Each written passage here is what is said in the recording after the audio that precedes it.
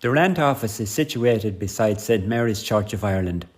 When it was built in 1859, the Digby estate was going through a period of improvement. The Rent Office was one of the first new buildings constructed. The Digby records of 1859 give the following description. We have built and nearly completed a new Rent Office situated near the castle and executed in the best and more substantial manner.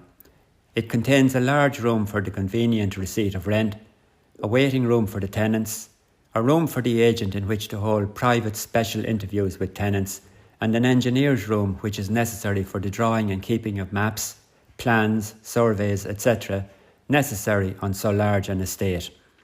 Above stairs are rooms which can either be occupied by the clerk or other official belonging to the estate, or which, if necessary, can be used for storage, should such room be required.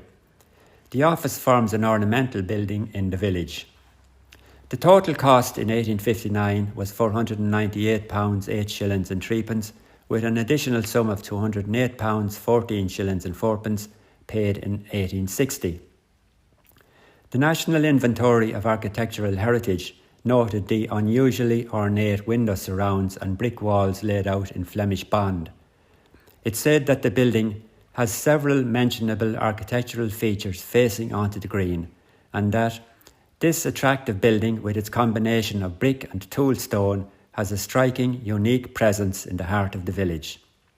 Walter Scott Turnbull, the estate agent's assistant, lived in the upstairs accommodation from around 1884. Henrietta and Lily Milley, clerks for the estate, were the next tenants.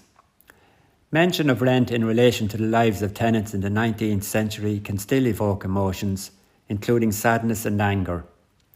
Failure to pay rent could lead to eviction and dependence on the dreaded workhouse. There were some happier gale days, such as on the 20th of December 1886, when the Irish Times recorded the good humour of Geashill tenants who arrived at the Rent Office to hand over their rent to the agent Reginald Digby and his assistant Walter Scott Turnbull. There had been agitation regarding rent led by the local Land League. Tenants were called to a meeting in Killy to support a plan of campaign. As the leaders, Dr. Fox and Mr. William O'Brien failed to appear. The tenants remained unconvinced regarding withholding rent. Instead, they agreed to a 15% reduction on all rents, except those fixed as fair rents under the Land Law Act. In 1903, discussions began on the division of the Digby estate among tenants. This culminated in an agreement in 1908, a remarkable achievement and no doubt a happy event for all concerned. The Civic Guard leased the property in the late 1920s. The Rent Office continued to be used as a Garda Station until it closed in 2012. It is now a private residence.